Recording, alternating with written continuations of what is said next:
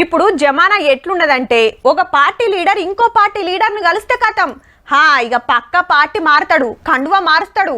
అందుకే కలిసిండని పుకారు పుడుతూనే ఉంటది. పూసుక్కున ముఖ్యమంత్రి గారి ఇంటికి పోయానా అంటే పార్టీ లెక్కలకెళ్ళి ఆయన తీసేసుడే. అంతకు మునిపేమో గాని తెలంగాణ వచ్చినాకైతే తరిక గిట్లనే ఉన్నదబ్బా.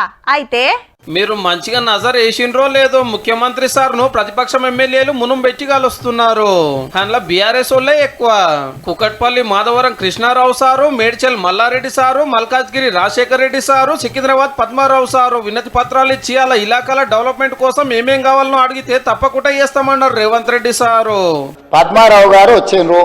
ఆయన నియోజకవర్గానికి సంబంధించిన కాలేజీలు ఇతర నిర్మాణాలకు సంబంధించిన నిధుల గురించి వచ్చిండ్రు. అక్కడికక్కడనే నేను ఆదేశాలు ఇచ్చి ఎంబడే ఆ పనులను మొదలు పెట్టండి అని చెప్పిన. చిన్న సీఎం బట్టి సార్ని కూడా కలుస్తున్నారు. ఇక ఇటు చూడండి, బీజేపీ బీఆర్ఎస్ ఎమ్మెల్యేలంతా ప్రతి ఒక్క మంత్రి పక్క కూకొని అలా నియోజకవర్గంలో తిప్పలు చెప్పి ఏం పనులు కావాలనో ఎంత పైకం అక్కరుందో చెప్పిండ్రు వివరంగా. మంత్రులంతా అసెంబ్లీకి వస్తారు కాబట్టి ఆఫీస్ పోయి అడిగే తిప్పలు తప్పింది అన్నట్టు. అగో హరీష్ రావు సార్ అయితే మంత్రుల కాడికి పోయి బడ్జెట్ లెక్కలు కాక్ రిపోర్ట్ మీద ముచ్చట పెట్టిండు ముద్దుగా. మైక్ దొరికినప్పుడు చెప్పుడే ఇట్లా అడుగుడే, కానీ మున్పుకి ఇట్లా లేకుండా సీఎం సార్ ను ప్రతిపక్షం ఎమ్మెల్యే కలిసిందంటే పక్క పార్టీ మారతానికే. బంగారు తెలంగాణ అని నియోజకవర్గం డెవలప్మెంట్ అని కండువాళ్ళకి అప్పుడు నడిచేది. ఏరే పార్టీలు ఉంటే ఏ కాన రాదన్నట్టే ఉండే జమానా.